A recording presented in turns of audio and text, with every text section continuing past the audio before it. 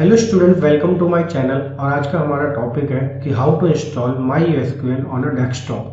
तो चलिए देखते हैं कैसे हम इंस्टॉल करेंगे MySQL को अपने डेस्कटॉप पर। सबसे पहले आपको क्रोम ब्राउज़र ओपन कर लेना है।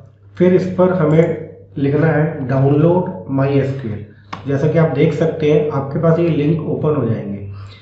जैसे ही आप इस लिंक पर क्लिक करेंगे तो आपको एक साइट मिलेगी mysql.com और उसका डाउनलोड्स वाले पेज पर वो आ जाएगा। फिर आपको क्या करना है, क्लिक करना है डाउनलोड्स पर। अगर ये क्लिकेबल है तो ठीक, वरना आपको क्लिक करना है डाउनलोड्स पर। फिर आप जब नीचे की तरफ आएंगे तो यहाँ पर आपको दिखाई देगा MySQL कम्युनिटी GPL डाउनलोड्स। इस पर आपको क्लिक करना है। फिर आपको क्लिक करना है MySQL कम्युनिटी सर्वर पर। अब जब आप यहाँ पर आएंगे तो आप यहाँ पर देख सकते हैं कि पहले से ही सेलेक्टेड है माइक्रोसॉफ्ट विंडोज। अगर आपका कोई और ऑपरेटिंग सिस्टम है तो आप इसमें से उसको चूज कर सकते हैं। तो हमारा माइक्रोसॉफ्ट विंडोज है तो हम विंडोज को चूज करेंगे। अब आपको यहाँ पर ध्यान देना है, हमें MySQL इंस्टॉलर MSI इसको इंस्टॉल करना है, ना कि इनको। तो आपको जाना है गो टू डाउनलोड पेज। जब आप डाउनलोड पेज पर जाएंगे तो आपको इसमें से सेकंड वाला लिंक को क्लिक करना है। जब आप इस पर क्लिक करेंगे तो आप को वो पूछेगा कि क्या आपको लॉगिन करना है या साइन अप करना है। तो आप अगर अकाउंट बनाना चाहते हैं तो अकाउंट बना लें, और अगर आपका पहले से ही अकाउंट बना हुआ है तो आप लॉगिन कर सकते हैं। लेकिन मुझे ऐसा कुछ नहीं करना है तो मैं क्या करूँगा, no thanks, just start my download.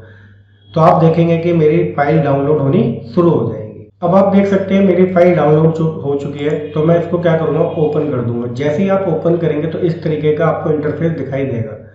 तो इसके लिए आप वेट करें। फिर आप यस पर क्लिक करें।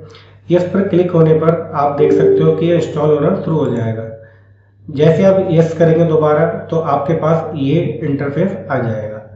अब यहाँ पर ये पहले से ही लिखा हुआ है डेवलपर डिफॉल्ट, तो आपको इसी पर रखना है, क्योंकि यहाँ पर हमें बहुत सारे MySQL shell, MySQL server, MySQL router, MySQL workbench, ये सब पहले से ही इसमें इंस्टॉल मिलेंगे। तो इसलिए हमें क्या करना है, इसी को रखना है और हम नेक्स्ट पर क्लिक कर देंगे।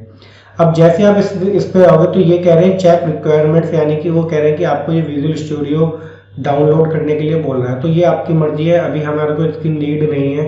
अगर नीड होगी तो आप उसके अकॉर्डिंग चेंज कर सकते हैं। तो फिलहाल मैं अभी क्या करूँगा, नेक्स्ट पे क्लिक करूँगा। जैसे आप नेक्स्ट पे क्लिक करोगे तो ये कह रहा है वन और more product requirements have not been satisfied. इसका मतलब ये है कि ये वाली जो अभी हमने देखा था कि MySQL विजुअल के लिए, वो कह रहा है कि आप पहले इसको इंस्टॉल करें। तो अगर आप नहीं कर रहे हैं तो आप कह रहे हैं do you wish to continue, तो भी कंटिन्यू करना चाहते हैं तो आप करें यहाँ पर यस। जैसे ही आप यस पर करेंगे तो आप देख सकते हैं कि ये इन चीज़ों को इंस्टॉल करेगा। तो आप इस पर एग्जीक्यूट बटन पे क्लिक कर दें।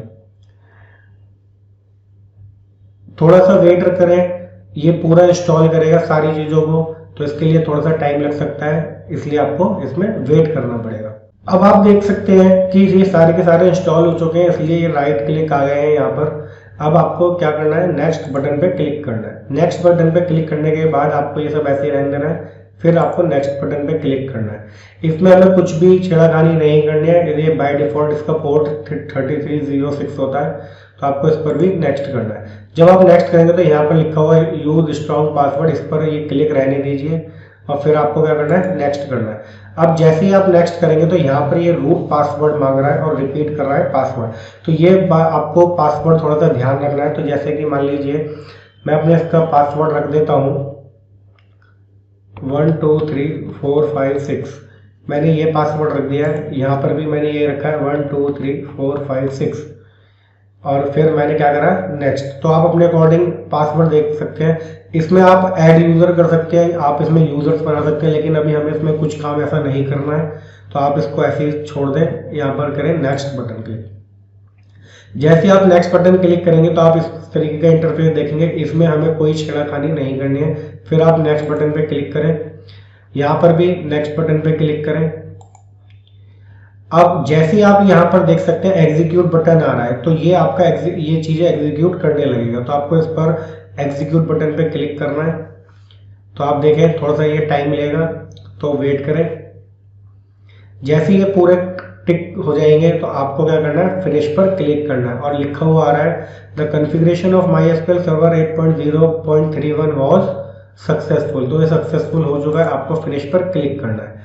अब जैसे आप क्लिक करेंगे तो आपके ये 2 स्टेप्स पूरे हो चुके हैं। अब आ गए प्रोडक्ट कॉन्फ़िगरेशन पर, तो आप पर यहाँ पर नेक्स्ट पर क्लिक करना है। जब आप नेक्स्ट पे क्लिक करेंगे तो ये होस्ट नेम पासवर्ड इनमें से आपको कुछ नहीं करना है, इसलिए हम क्या करेंगे, फिनिश कर देंगे। फिर हम नेक्स्ट पे क्लिक करेंगे। अब यहाँ पर आप देखोगे कि यहाँ पर user name by default root है, तो वही रखना है।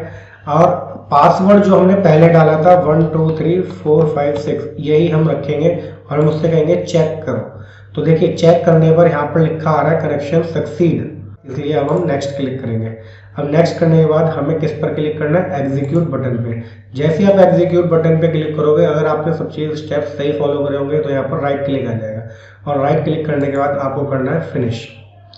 फिनिश होने के बाद आप देख सकते हैं यहाँ पर फिर नेक्स्ट बटन आ रहा है, तो हमें नेक्स्ट बटन पे क्लिक करना है और फिर से क्या कर देना है, यहाँ पर ये लिखा हुआ है कि start MySQL workbench after setup start MySQL shell, तो ये ऑटोमेटिकली इनको भी इंस्टॉल कर लेगा।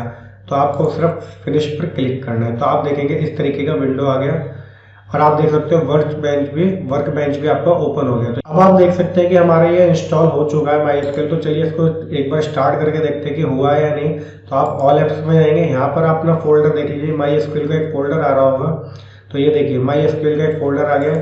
MySQL फोल्डर में हमें जाना है कमांड लाइन क्लाइंट पर, क्योंकि हम इस पर ही काम करने वाले हैं।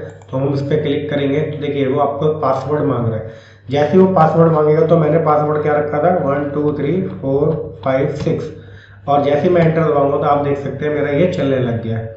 तो हम एक क्वेरी चला के देख लेते हैं। जैसे कि हमारे पास हमने डेटाबेस की क्वेरी देखी थी, अगर नहीं भी पता है तो अगर हमें पता करना है कि कौन कौन से डेटाबेसेस बने हुए हैं तो हमारे पास एक क्वेरी होती है शो डेटाबेसेस। तो हम उसको चला के देखते हैं कि चल रही है या नहीं। तो आप देख सकते हो कि ये डेटाबेसेस पहले से इसमें बने हुए हैं, तो इसका मतलब हमारा वो सक्सेसफुली इंस्टॉल हो चुका है।